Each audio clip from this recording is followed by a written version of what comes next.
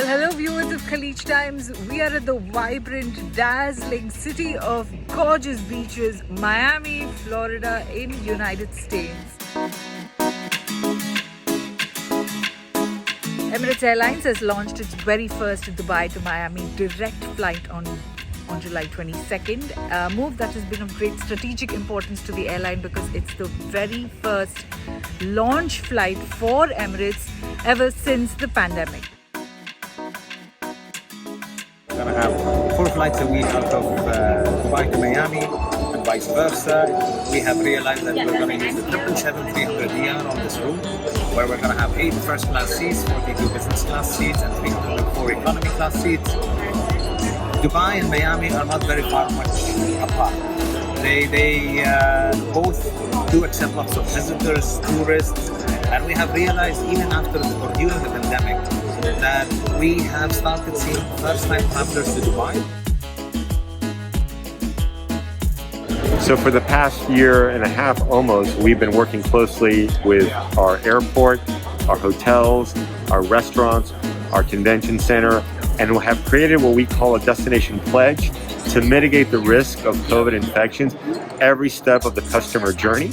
We encourage people to look at our guidelines that are being updated practically on a daily basis by going to our website, miamiandbeaches.com.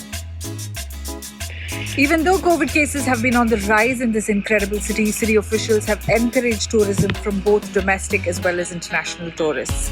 Miami has been back and busy inviting tourists from all over the world, especially from the United States. So let me show you around and give you a glimpse of what this incredible city has to offer.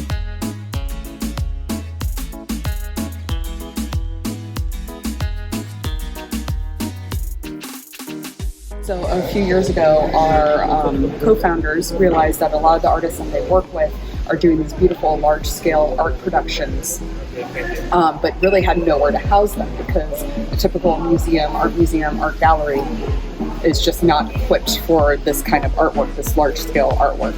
So that's how Super Blue was born. And so we're finding large-scale venues like the one we're sitting in, 50,000 square feet, that can house this artwork and showcase it properly.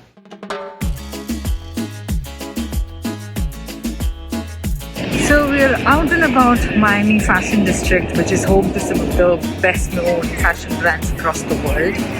And there's a scatter of Miami residents and travelers and tourists visiting design.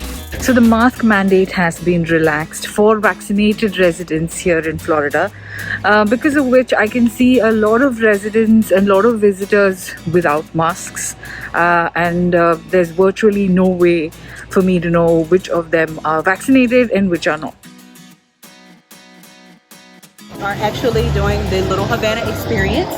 So we are going through the area of Little Havana, which is actually named after the capital of Cuba, Havana, Cuba.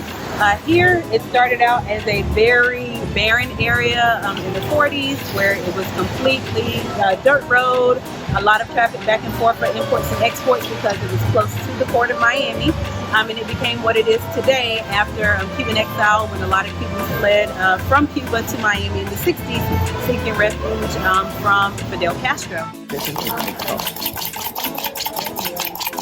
You smell it? Can you smell the coffee? Oh, yeah, right? Since our shutdown in March of 2020, it was very hard, especially for the art, because this is an impulse buy. You don't need art to live, we need food. We opened up in May of 2020, but still the pandemic was at its full force. Now we are turning the corner and we're getting back, and tourists is coming back. So hopefully 2022 will be a very good year. The true representation of Cuban culture, my visit here has been nothing short of incredible fun. So I got to taste amazing Cuban coffee. I saw how Cuban cigars were rolled and got a glimpse of great Latin American art, music, and everything else in the middle.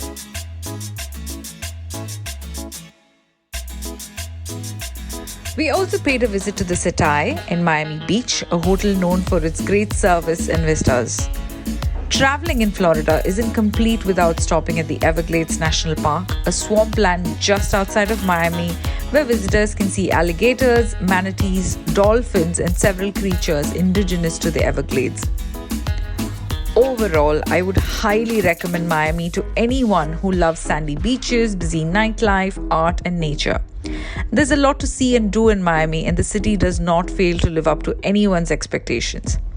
However, mask up whenever you're outside or indoors, because traveling in a post-pandemic world does not mean we forget COVID-19 protocols.